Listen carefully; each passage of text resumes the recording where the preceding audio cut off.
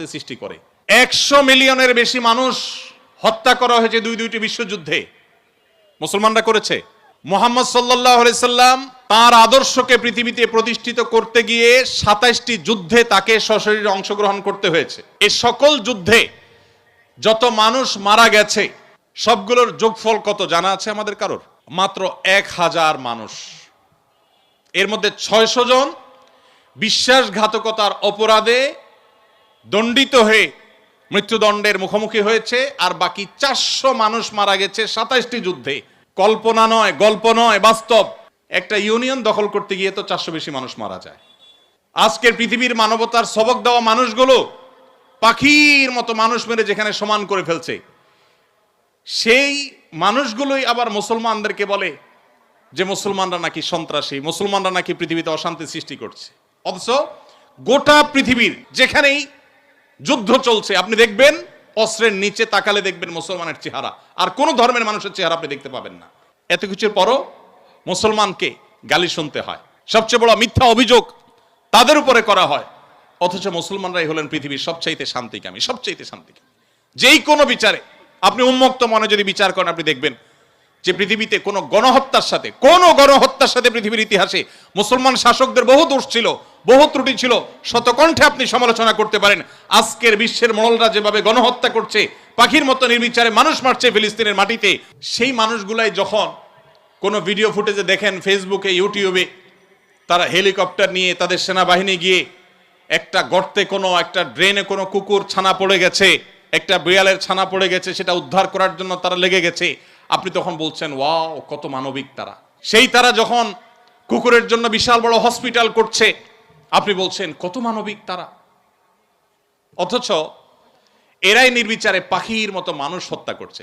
এবং অনেক সভ্য দেশ আছে যেই দেশে শুধু ফিলিস্তিনি নির্যাতিত ফিলিস্তিনিদের পক্ষে পতাকা নিয়ে আপনি রাস্তা বের হবেন, রাষ্ট্রের আইন অনুযায়ী আপনি অপরাধী বিবেচিত হবেন।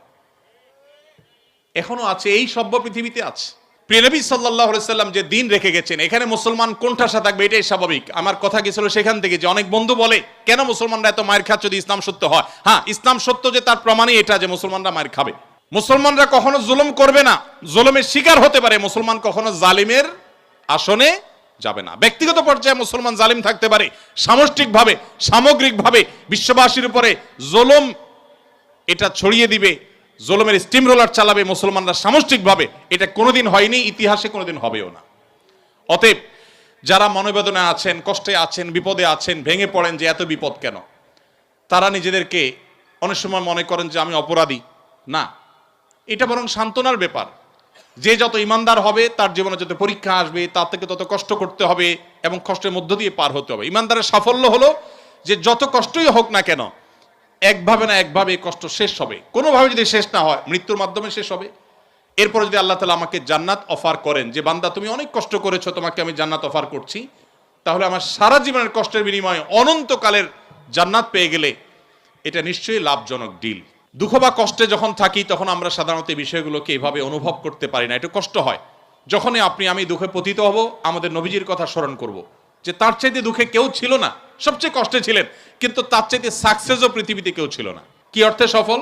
ওই যে তার মিশনকে তিনি সবচেয়ে ভালোভাবে বাস্তবায়ন করেছেন। প্রথম এবং দ্বিতীয় বিশ্বযুদ্ধের মধ্যে 100 মিলিয়ন মানুষ হত্যা করতে হয়নি। তার আদর্শকে তিনি পৃথিবীতে অত্যন্ত চমৎকারভাবে প্রতিষ্ঠা করে গেছেন, সবচেয়ে শান্তিপূর্ণভাবে, সবচেয়ে কম মানুষের জীবনের মূল্যের বিনিময়ে। অতএব কষ্ট যখন হবে আমাদের সবর করতে হবে ওই কথা চিন্তা করে। আমাদের সমাজে একটা কুসংস্কারাচ্ছন্ন বিশ্বাস আছে এখনো, গ্রামে গঞ্জে এমনকি শহরে অনেক মানুষ আছে, কারোর যদি বিপদ আপদ পিছ না ছাড়ে একের পর এক বিপদ লেগেই আছে। দেখবেন অনেকে কমেন্ট করে লোকটা কত বড় অপরাধী হলে একটার পর একটা বিপদ লেগে আছে, কত খারাপ মানুষ। অথচ একটার পর একটা বিপদ লেগে থাকা এটা মানুষের খারাপ হওয়ার কোনো প্রমাণ নয়। একটা মানুষ